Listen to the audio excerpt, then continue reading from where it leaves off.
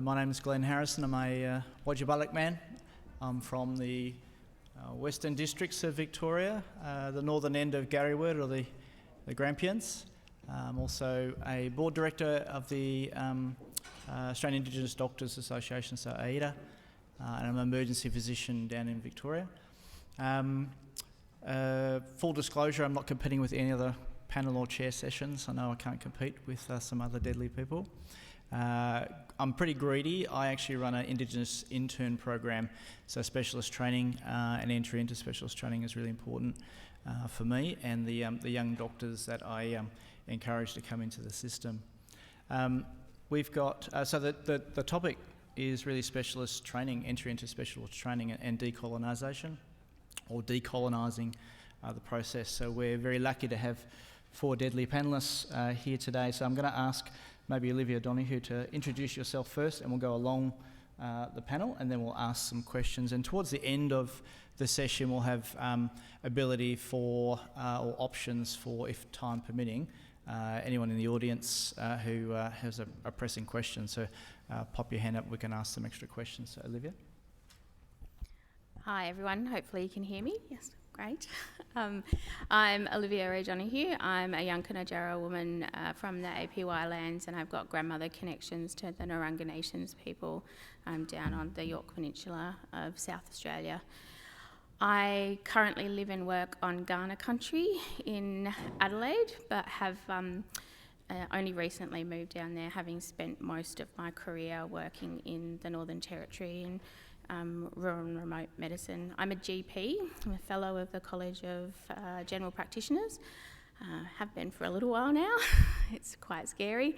And I have worked in medical education for quite a few years since fellowing as a GP.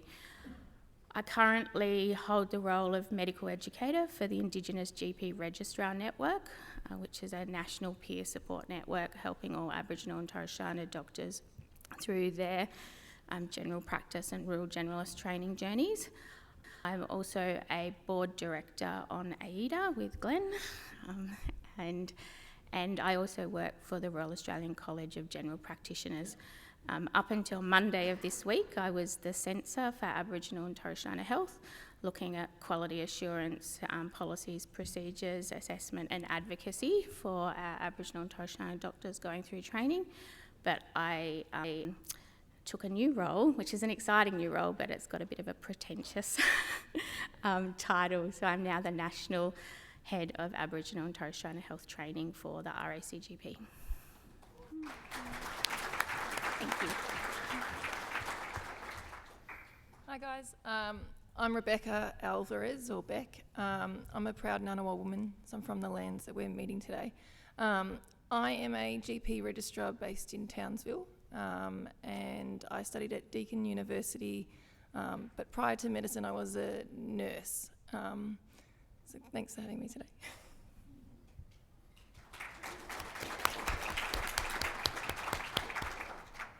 Hello everybody, my name's Matai Minikon. I'm Yorta Yorta, Kabi Kabi and South Sea Islander descent. I studied down at Deakin University. I'm a final year medical student. Prior to that, I did nursing for 6 years with the military in the Air Force. And then they decided to sponsor me to study medicine, which I could only do because I've got 3 young children, so that was really helpful. Within the Air Force, I've done a lot of mentoring Indigenous women. Again, it's a place that I'm really passionate about.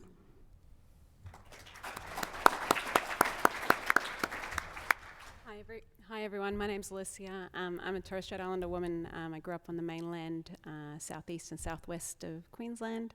I currently live on beautiful Ngambri Country and work across some Ngambri land at Lismore Base Hospital as an obstetrician gynaecologist, and also work on Ngambri Language Nation at Gold Coast Health at Wodjungbadjarjums as their obstetrician. I fellowed several months ago, and prior to medicine was also a nurse. can see a theme here. So I was a nurse before medicine, and during the last kind of 10 years, I've also completed a Masters of Public Health, a Masters of Health Management, and about to finish a Masters of Social Change Leadership. That's embedded in Indigenous knowledges and ways.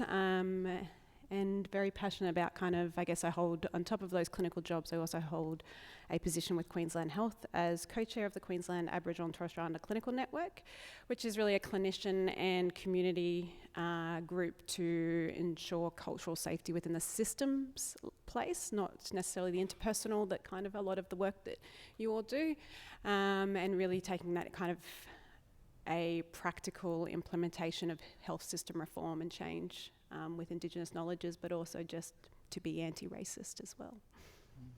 Amazing.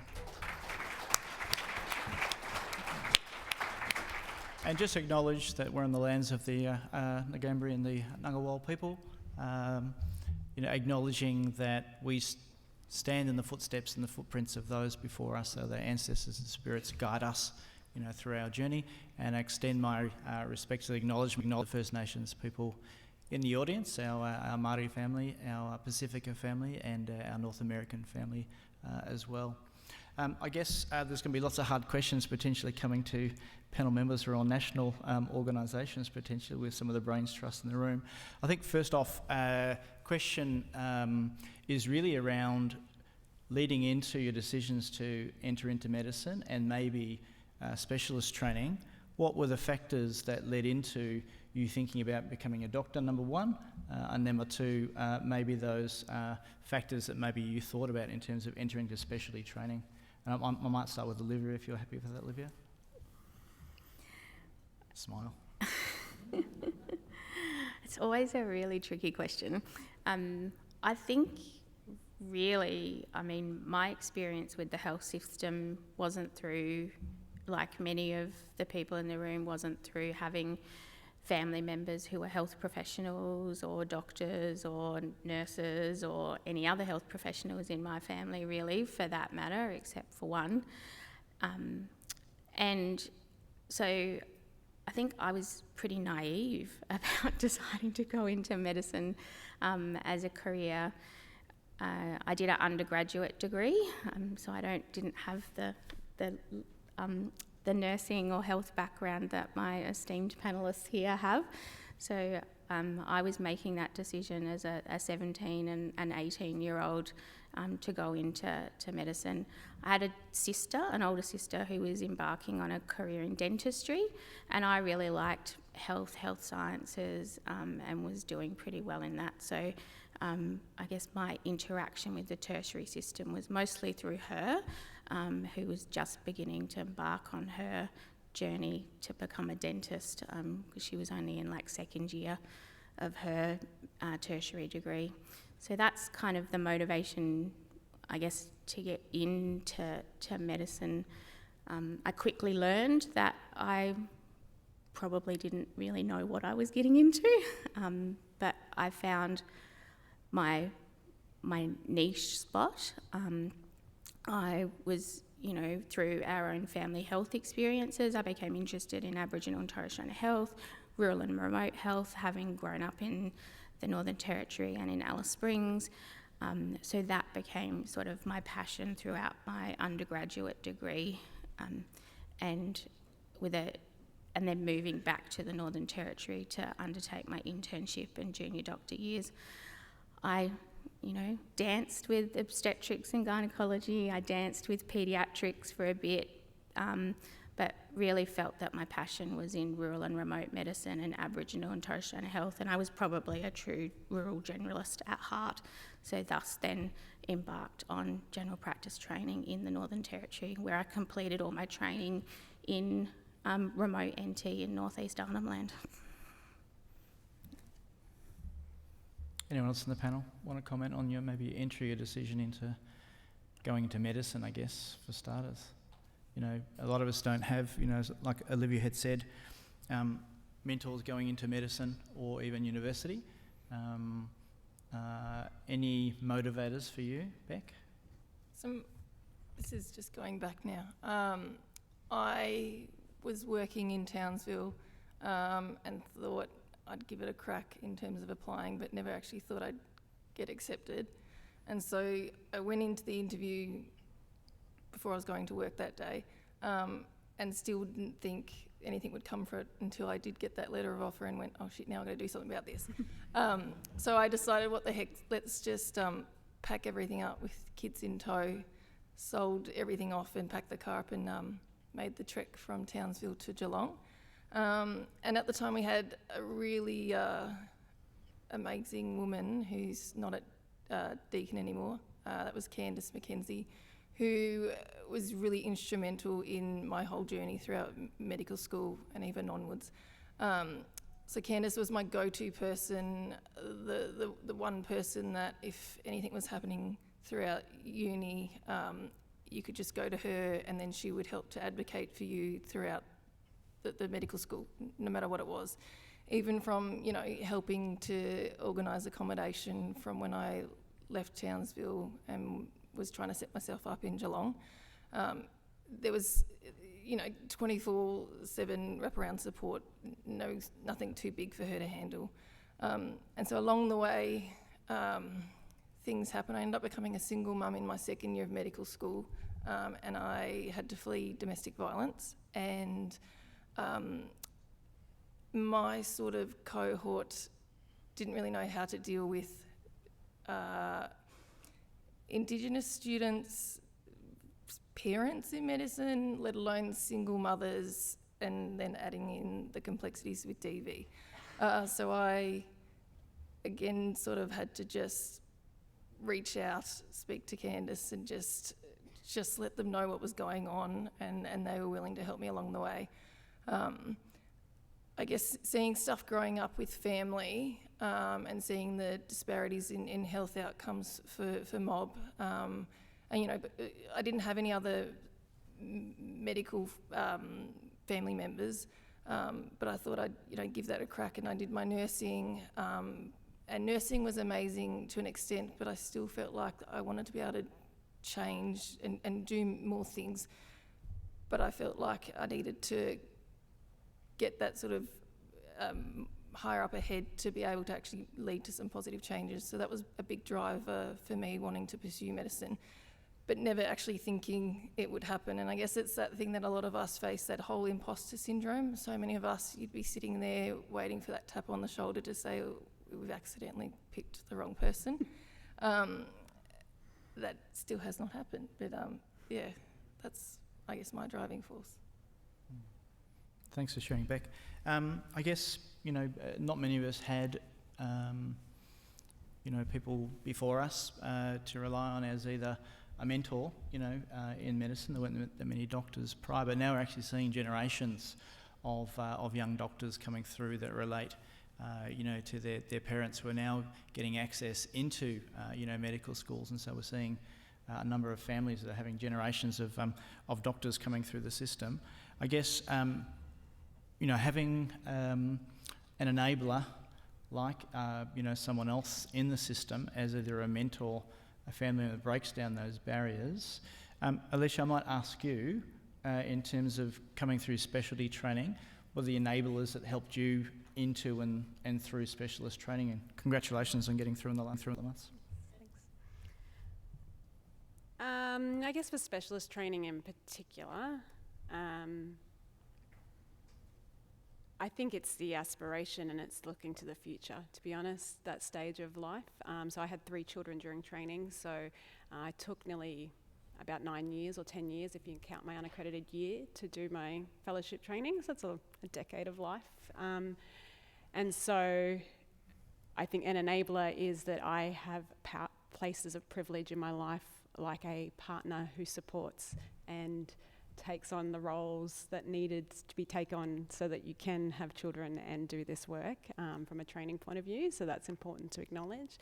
But I think the plug for AIDA is that involvement early on as a junior doctor and also as a student with AIDA, and the mentors that you gain from that network, and that ability to see someone like Marilyn and Kiana Brown, who who are in front of you, and you lift your eyes out of the daily grind and the struggle, and you look to people like that and say, well, you know, they've done it, or you send them a text, that ability to kind of touch base. And I think that's obviously instrumental in just giving you that ability to lift your eyes and see the future of what can be.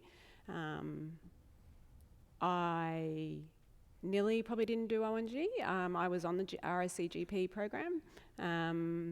I hated working in hospitals. I think that they are violent places to work in. Regularly would finish shifts just distraught by the racism. So I thought I'd do rural GP Obs, but then got bitten a bit by the ONG bug. And I think that's that struggle of turning up to workplace, because every morning at 8 a.m. you do a handover, right? It sets a tone for your whole day. And they hand over an Indigenous patient and someone says child safety involved. Like these microaggressions every day, every moment. And you know, and I think that's difficult to deal with, but it comes from finding your mob and your safety. And I think for us, particularly those of us who are within the hospital system, it's not actually always your doctors. It's your Aboriginal, Torres Strait Islander midwives, it's your nurses, it's the physios. You find your mob within the system, and you have numbers on a short list that you're calling constantly to kind of debrief or review. And I think that then extends to ensuring that you have your own cultural governance. And I think it's just being eyes on the prize. When I get that fellowship, when I get those, and I can't speak to the relief of having that letter come into my hands. That's okay, we'll move on. Thanks, Liz. Thanks for sharing.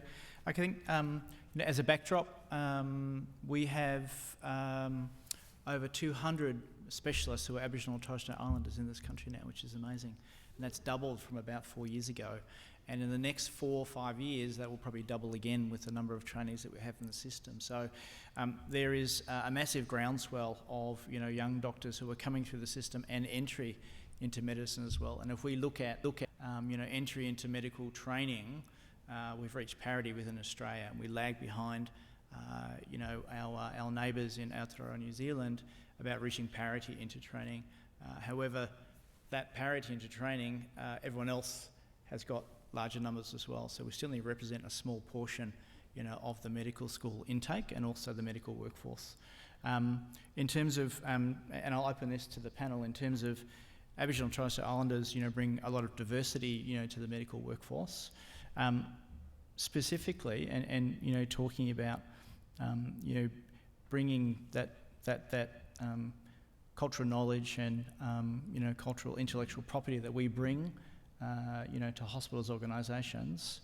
How do you feel, or what impact does a mass and a big amount of Aboriginal and Torres Strait Islander workforce within the hospital actually impact on the things you're talking about, Alicia, racism within the system? And I might just add on extra for those who haven't been aware of it, the Australian Medical Board survey over the last 2 years successively has shown that over 50% of Aboriginal and Torres Strait Islander students have suffered racism, discrimination, bullying, harassment. I think it was 52% in the previous year, 55% this year. This is in the background of a culture of 34% of all trainees, irrespective of background, suffered harassment, bullying, discrimination. So there's a culture, there's a problem within the hospital system, as Alicia had alluded to, that doesn't allow some progress and pervades the system. So with that in mind, and not necessarily bringing up personal history, maybe to the panel, how does a mass of, a workforce actually improve the culture within the hospital or any health organisation? I can go. I think commonly, particularly in the early years when we think back to how we framed the Indigenous workforce, we talked about our Aboriginal and Torres Strait Islander workforce particularly being essential to cultural safety within these systems. And yes, that is true, but what that relies on is it relies on a roll of the dice of whether or not an Aboriginal and Torres Strait Islander patient encounters that Aboriginal and Torres Strait Islander doctor, nurse, health practitioner. So it doesn't actually, when we look at the data, or change the systems. But that being said, I think that the benefit of Aboriginal and Torres Strait Islander doctors or Indigenous doctors is that the system actually needs us more than we need it. And if we look at workforce as a whole in health, we've got a crisis looming in what they think 7 years, 2030, 15 million shortfall in health workers, health professionals across the globe. And we are a young population, so we are actually the people that are needed to fill that workforce crisis. And if you look at where our Aboriginal and Torres Strait Islander doctors go, particularly in obstetrics and gynaecology, we have regional maternity hospitals closing their birthing services all over this country.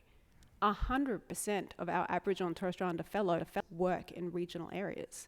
So giving us a few more points to point onto a program, you need us more than we need you. So we will be the future of what will continue to support the Australian health system. When we think about, we were just talking at lunchtime around this new idea of narrative medicine. It's not narrative medicine, it's just the way we care for people. It's just been labelled as a Western construct now. That's just the way we care. I read about it and went, that's not new, that's 60,000 years old. We look at our nurse navigators, or our Aboriginal and Torres Strait Islander health workers and liaison officers. That concept is now being taken, and we've now got multicultural refugee nurse navigators and different things. So that actually the way that we design and do care is best care. And the Western system puts another name on it and uses what we do as just our being, and then spouts it as something new. So again, the system needs us, not we should be thankful to be working within it. And obviously that, so I guess first question around what do we bring to the system? Obviously we do improve the lives and the quality of care for our mob, but actually the way that we are as being, doing, thinking is what the system needs. And there's, absolutely. And I think there's a lean towards qualitative information coming into, health with that in mind. The quantitative stuff helps to define, what programs are important, how we can actually distribute our resources appropriately, but the qualitative data in and around that is really, really important. Actually, how we look to say what is the context of some of these outcomes that we are or aren't having. Olivia, are you still chair of the IGPRN? I've never been chair. Oh, I'm an employee of IGPRN. Might be the next job. You've had some great success with the IGPRN most recently. Yeah, so Indigenous GP Registrar Network is a national network, and we're independent of the two general practice training colleges, so we provide that independent advocacy and support, as well as a conduit to strengthen relationships between our members and trainees and their colleges, and helping to connect people to high-level decision makers within the college who can actually be allies and advocates for them as well. But the network is really about, it's Aboriginal and Torres Strait Islander led. It gives peer support, cultural support, collegiate support, education, assessment support, but it's very relational. We come together, we're family, we connect in ways that our non-Indigenous peers in our training programs just do not understand. There's an oversensing, just this sense of being home when you come to IGPRN functions, and that people actually get you and your lived experience, and you don't have to continue to explain yourself and why you're feeling the way that you're feeling. So we've got this integrative vertical mentoring that just organically happens in the IGPRN space. And we vet and welcome people from the colleges who we think are able to be immersed in that and experience in that as well. So it's a really collegiate space, and then we're trying to work with the colleges to see if we can sort of work in more alignment so that some of the ways that we do business and create a community of training and a community of practice for MOB, we can sort of infiltrate into the colleges so that they're creating that community of practice as well. Particularly for our RACGP trainees and a bit for our ACRM as well, but they're a really small cohort. We've been seeing some really amazing flow-on effects of the IGPRN and RACGP collaborations. We do a lot of assessment support on our grounds through IGPRN, and then support the RACGP to run their assessment support programs for Aboriginal and Torres Strait Islander doctors as well. So through these initiatives around the written exams and the clinical exams, we've done a recent analysis, which isn't statistically significant because the numbers are really small, but the trends are fantastic. We're seeing more people enrolling in the fellowship exams, more people passing the fellowship exams on their first attempt and passing all segments of the fellowship exams in one cycle rather than spreading out over multiple cycles. Our MOB are passing at higher pass rates than the whole cohort. So our pass rate is still a bit lower, but when we do pass, we pass exceptionally well. And this is apparent in our clinical exam, our clinical competency exam, where for the last few cycles we've had 100% pass rate, and we've been getting pass rates in the higher pass 3 and pass 4 bands, which is way higher than everybody else, like the whole cohort. So these are really, really amazing trends. Since 2018, our global pass rate for our exams was hovering around 43%. In 2022, based on this analysis, that's increased to 77%. So, these are just amazing things, and it's such just a testament to the resilience and amazing passion and dedication of our trainees, but also those collaborations and wraparound supports in doing that. And I'm really looking forward to seeing those trends so that we exceed, the whole cohort pass rates in that respect. Absolutely. We need to celebrate those wins, and they'll be bigger wins in the future. I'm going to ask our two newer members to medicine on the panel, Becca Mahala. What are you looking for in a training program? When you're looking to enter into a training program or even into medicine, or, Beck, you mentioned the wraparound support that you had at Deacon and going forwards. What are you both actually looking for in a training program that's going to help you get through the system? It's not what you can offer to the system, it's what's going to help you get through the system. For me, it's always been the informal mentoring that I've received from Indigenous and non-Indigenous people. That's been quite pivotal in every educational experience that I've had. They've been knowledge bearers, they've shared wisdom, and they've had the belief that I'd be able to succeed. So those informal partnerships are really important to be able to succeed in whatever college I choose. Beck? I had the experience at Townsville Hospital last year when I was working there. I guess I was a bit of a guinea pig for their Indigenous interns pathway. But I was an RMO, so they didn't have anyone put me into that. And I wasn't sure sort of what I was agreeing to sign up for. I didn't know, is this just a tokenistic thing, or is it going to lead to good things?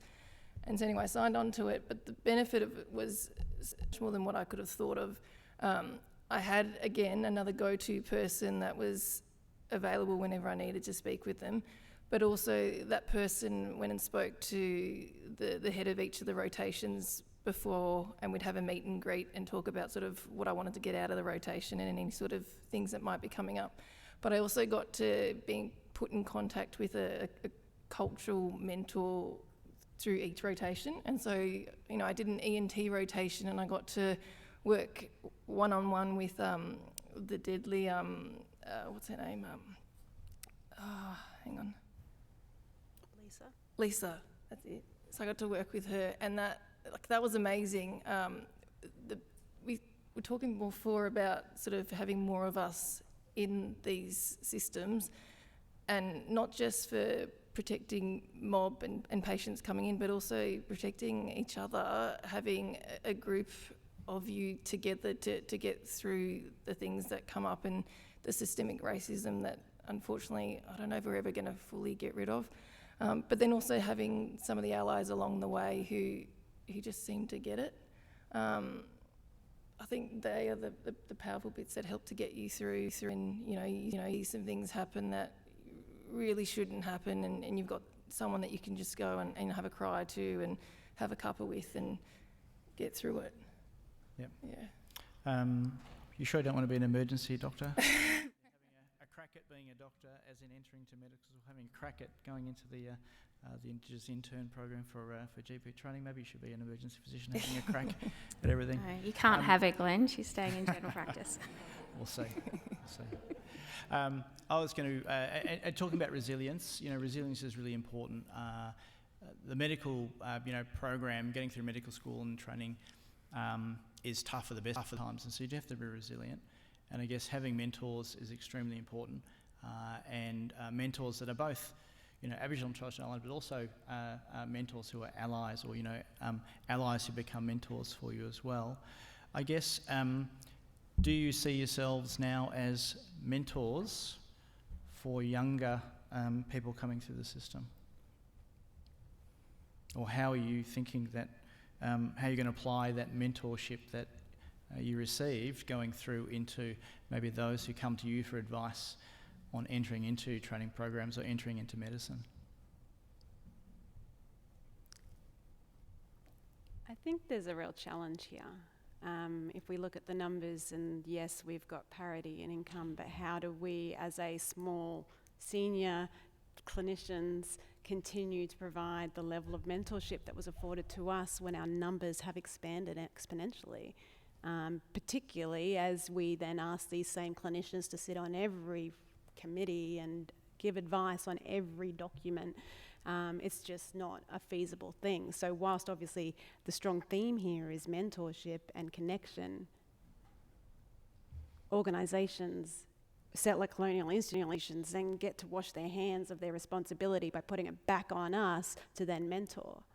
But whereas only a few of us. So whilst, yes, engage, I have to be really strategic about who I offer to spend time with, because I cannot have coffee with every Indigenous doctor in the state. And that's hard to have to triage people like that. But that's the reality. I guess we're here to speak the truth. So when a student tells me they're really interested in ONG, I go, that's really nice. And I have to move on, because I don't have the capacity to mentor someone who I don't know is going to necessarily, and I'm being very honest here, obviously, but yeah, I think that's a real risk of what we have relied on traditionally is the relationships and mentors, but it is not a sustainable model. And we've done these kinds of things. Everything I've spoken about comes free. These people weren't paid. You've obviously had some people that were, but I've never had anyone that was given monetary from any organisation that I was working with. It was all through mob being mob, right? So, it's not sustainable, but it's what we all crave is that network, and it helps with retention, but we really need to be thinking strongly about how we frame it and how we support these processes. Absolutely. And so when we think of specialists in the system, and like I said, we have, just over 200 specialists in the system now. Majority of those specialists, actually, the GP or ACRM makes up the majority of those specialists. I think the next is the College of Psychiatrists, and then a fairly even distribution of physicians, emergency physicians, and I think anaesthetists are coming up the list as well. So we don't actually have a critical mass of people within the hospital systems to provide support, and within the college system. So I think the impetus is on the colleges to actually have a mentoring program and mentoring processes, so that there isn't additional load on the very small number of people, particularly for national programs and binational programs, to make sure that our colleges actually have processes in place to distribute that load. As much as it's rewarding to mentor, it's actually quite difficult because there are time differences across states.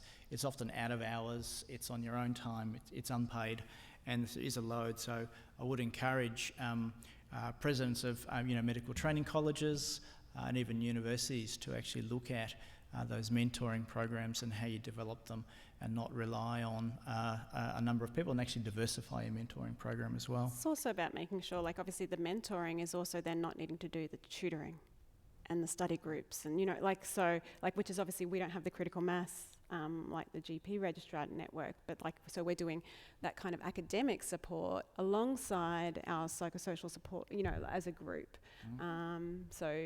And don't forget the committee membership. Yeah, then multiple committees. The theme is around decolonising the system to a degree, and I guess we've had a couple of talks about cultural safety and humility, and how that overrides some of the cultural safety and components of leading through awareness, sensitivity, competency and cultural safety. Does anyone want to discuss components of cultural governance within health systems, or even within the universities? I'm looking at you, Alicia. Yeah. I think or Olivia. Everyone's looking at me, maybe. So one of the things that I've actually been working on, and the evolution of the new role that I'm taking on, is part of the work we've been doing with both colleges, and because this funny thing happened where the Department of Health said that the two GP colleges in Australia would transition back to college-led training rather than having third parties do the training for us. So that happened this year. On February the 2nd, we went back to college-led training, where RACGP and ACRM are both leading the general practice and rural generalist training programs now. And I was engaged in the process with RACGP on helping to consult and pull together and draft a program for the RACGP, where we really wanted to integrate, embed Aboriginal and Torres Strait Islander values across what the new college-led program would be.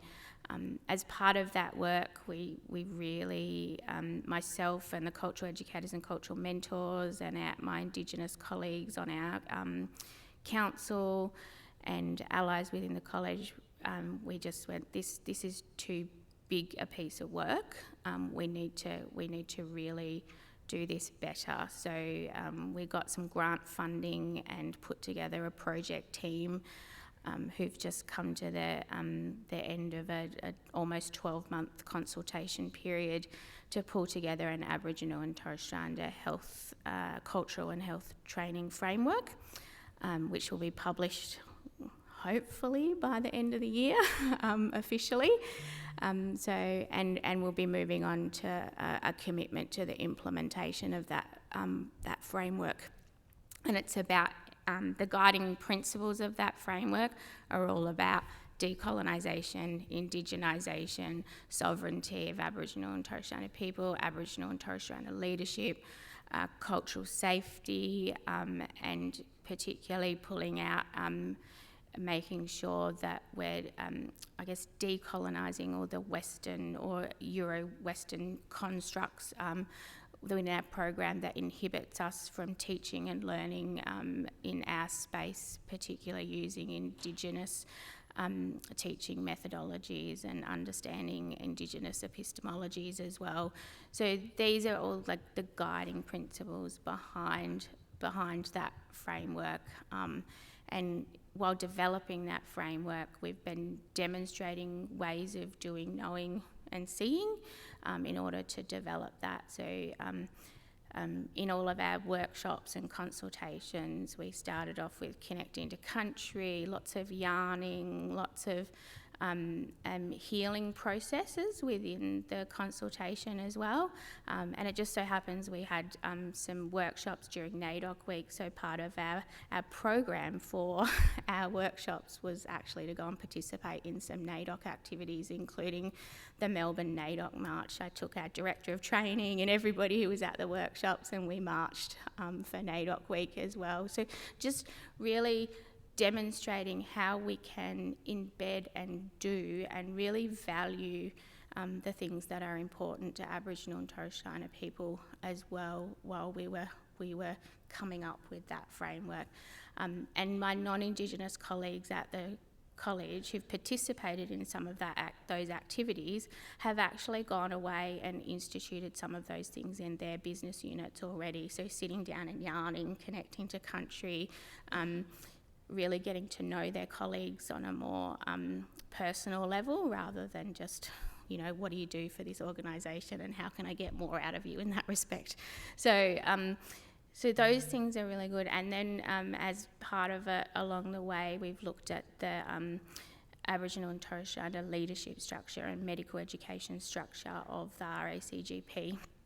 So we now have 4 high-level leadership positions, which are identified positions for Aboriginal and Torres Strait Islander GP medical educators. And this has only come about because we do have a critical mass, and we have a lot of dedicated people now who've entered into pathways of medical education. So we've got the role that I'm in, we've got 2 national clinical leads of Aboriginal and Torres Strait Islander health.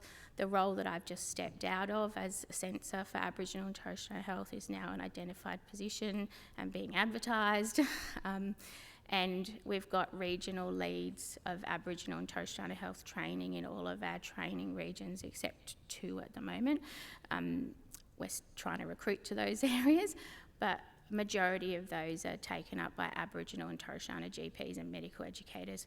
So we're embedding that leadership and having that leadership feedback to each other. So the line management of that is all through our Aboriginal and Torres Strait Islander systems as well. So really excited for the future for RACGP, and I'm really happy to be part of that. And hopefully we can really see, well, we're already seeing systems change and at the college level, and I'm really looking forward to seeing how far we can take that. Yeah.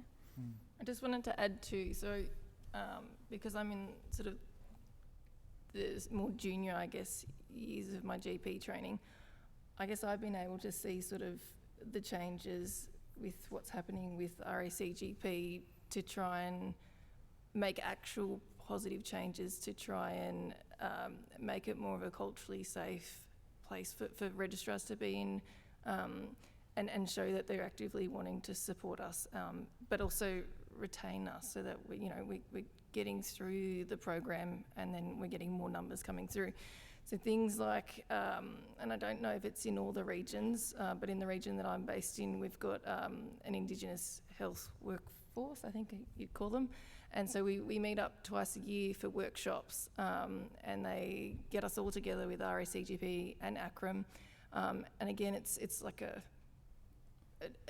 weekend where you are the majority instead of being the minority, and you get to meet with other registrars and fellows there, and talk about the things that you're experiencing and vice versa. But then it's also educational activities too.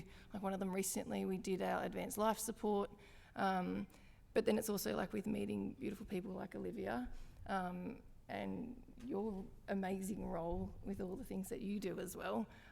All that networking and that support and that touching base that is so fundamental to sort of keep you going when sometimes you want to, I guess, throw the towel in. So, yeah. And I think, part of us, who've maybe been a little bit older through the system is, making investment back because we understood what we didn't have. We understood, we understand where, the deficits lie on top of extras. We've got enough time, probably the next 10 minutes or so. I'll invite anyone in the audience. Any questions?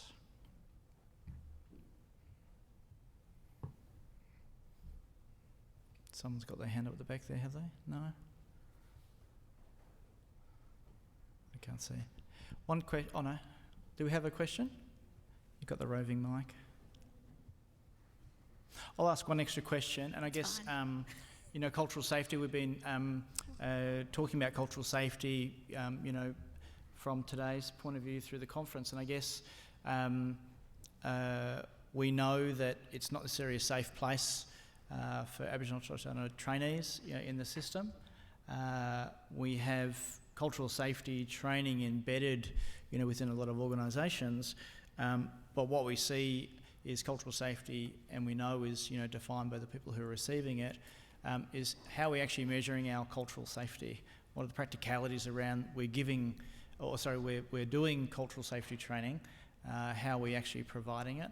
One of the measures, directly or indirectly, I guess, is from a hospital point of view, not waiting to complete your care or not attending a clinic appointment that's been organised.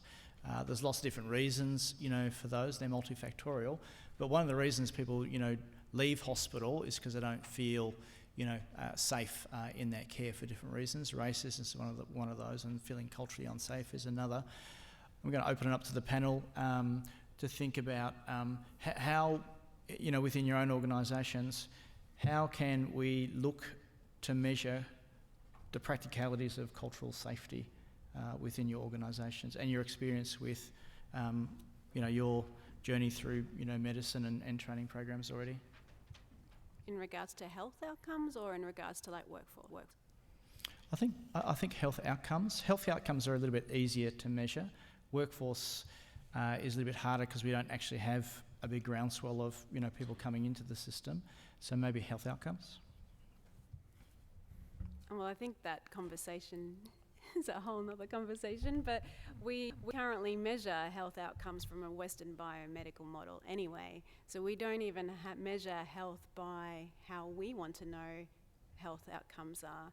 When we think about closing the gap and all of its wisdom with its KPIs, like birth weights, and obviously from my clinical expertise, I don't care about the birth weight. Did you feel safe? And do you come out of that birth experience feeling empowered? Like that's at the bottom line. What's going to set that child up to have a mother who does not then be traumatised and have postnatal depression, and set that child up for life regardless of their birth weight? But yes, obviously from a biomedical model, yes, it's about their weight. Yeah. But our community would measure health very differently in a much more strength-based way from the get-go. So I know we do talk about decolonising health and things like that, but it's just never going to be possible. You've got to burn it to the ground and start again. Don't tempt me. But yeah, so when we start to think about culturally safe, it's even about what is good healthcare, to us. What do we care about? What does our community want to measure? We think about community-based, participation in healthcare. We don't even have a voice into health systems. And it's only now that we're starting to get a critical mass of a health workforce that's starting to happen. But that's risky from a health systems point of view to assume that your Aboriginal and Torres Strait Islander health workforce equates to the community voice, which is commonly we do in a health system. We go, oh, we've got this Aboriginal and Torres Strait Islander nurse on this, that's okay. That doesn't mean that we're just as institutionalised as some of our colleagues in the way that we think. And it really takes hard work for us to come out of that and reframe how we think, because I did 4 Western degrees before I in the last 2 years that I realised and went, I can't, like something's not right, I don't feel right, I'm not finding the answers, and I had to go and find an Indigenous-led program to actually help me process how and critique the Western model. Sorry, that was not your... I told you, I did warn you that this is my jam. Anyway, how are we going to measure cultural safety when we can't even measure good healthcare? Yeah. And so, you know, most organisations, when you lose an employee, you actually do an exit interview. I'm wondering how many, if there's any, you know, deans in the audience, how many deans actually do an exit interview for our Aboriginal and Torres Strait Islander students? I know it's identifying our students and asking if there's a problem, but is doing an exit interview for our Aboriginal and Torres Strait Islander students in the system and our Māori students, you know, as well in the system, to say, did you feel safe? Did you feel empowered? What problems did you have? How are we actually evaluating a program, you know, at exit or a different, you know, year level? If we're not actually measuring and auditing those sorts of things, how are we actually improving year on or in each semester or within each program? It's really important that we actually look to measure and identify those things. Now, I understand that we only have a small number of students, and so that would maybe identify those students and put them at risk. But I guess the impetus is on those organisations to improve the safety, you know, for our students and within training programs as well. I certainly didn't get, you know, an exit interview, you know, from university. I certainly didn't get an exit at university from my own college.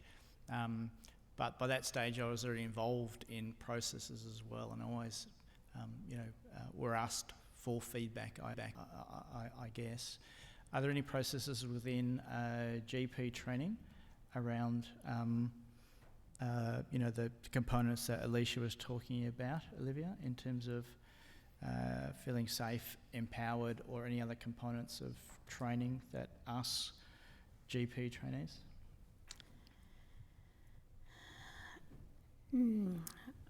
I think, interesting question. One of the things, I guess, that really came out of the training and workforce a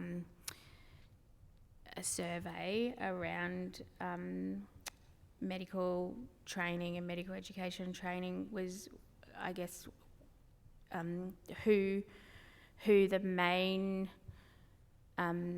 I guess perpetrators, or the people that our trainees were experiencing either racism, harassment, bullying or discrimination from. And I think it was over like 48% was from their senior clinicians and their supervisors.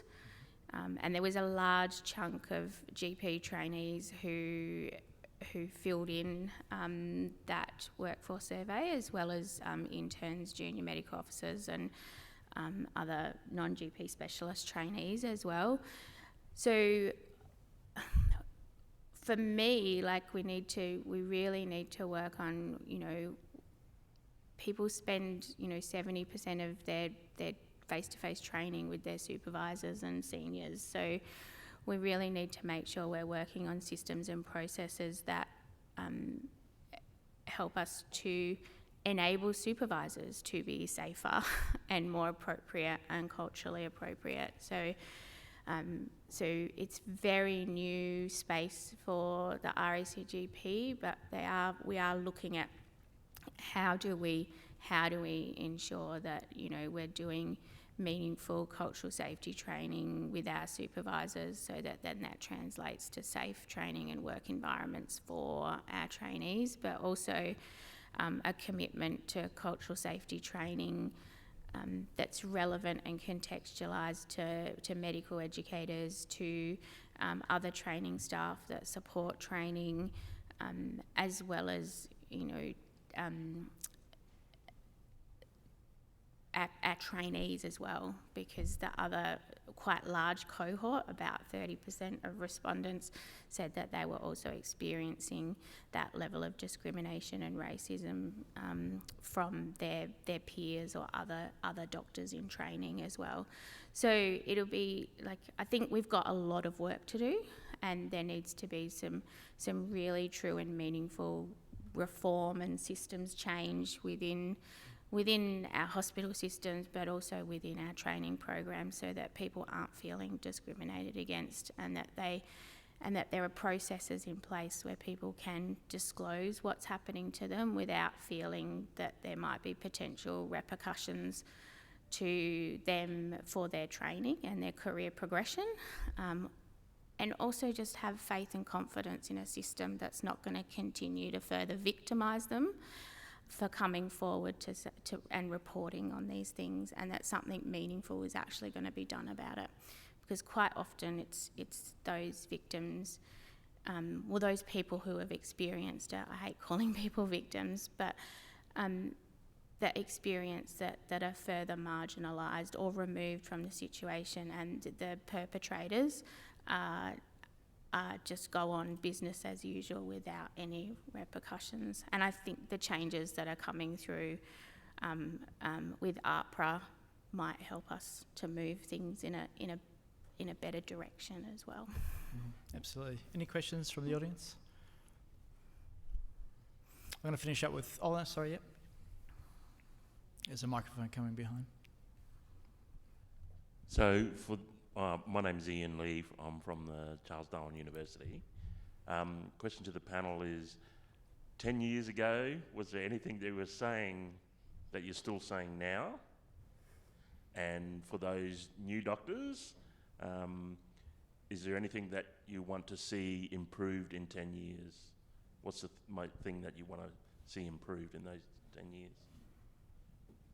It'd be nice to see a whole cohort of Indigenous medical students, like the 150 at Deakin University just being all Aboriginal and Torres Strait Islander instead of 3.